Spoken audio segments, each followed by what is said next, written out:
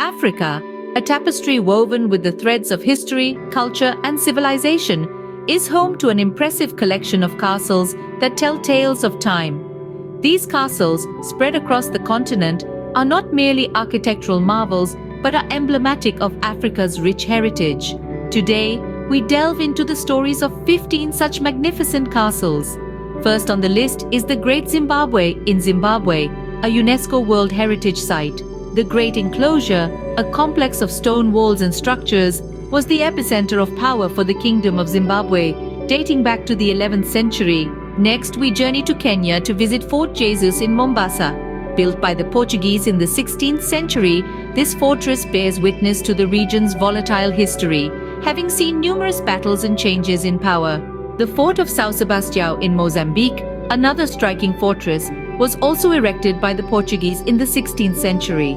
Its strategic location made it a crucial trading post in the Indian Ocean. In South Africa, we find the Castle of Good Hope, a pentagonal fortress in Cape Town. This fort, constructed by the Dutch East India Company in the 17th century, is the oldest surviving colonial building in the country. Next, we head north to the Fez Medina in Morocco.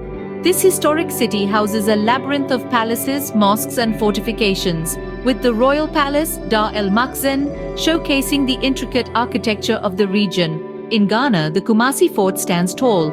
Constructed by the Ashanti people in the 19th century, it served as a symbol of resistance against British colonial rule and now houses a museum preserving Ghana's history. Gondar Castle in Ethiopia, located within a complex of medieval castles and palaces, echoes Ethiopia's imperial history. These 17th century castles were built by Emperor Fasilides and his successors. Elmina Castle in Ghana, established by the Portuguese in the 15th century, is a haunting reminder of the transatlantic slave trade. It is one of the oldest European buildings in existence south of the Sahara. The Ksar of Ait Ben Haddou in Morocco, a fortified village nestled in the Atlas Mountains, is a remarkable example of traditional Moroccan architecture and has been featured in numerous films. Old Town in Lamu, Kenya is a UNESCO World Heritage Site and a living museum of Swahili culture. Its narrow streets, coral stone houses, and grand Swahili architecture date back centuries.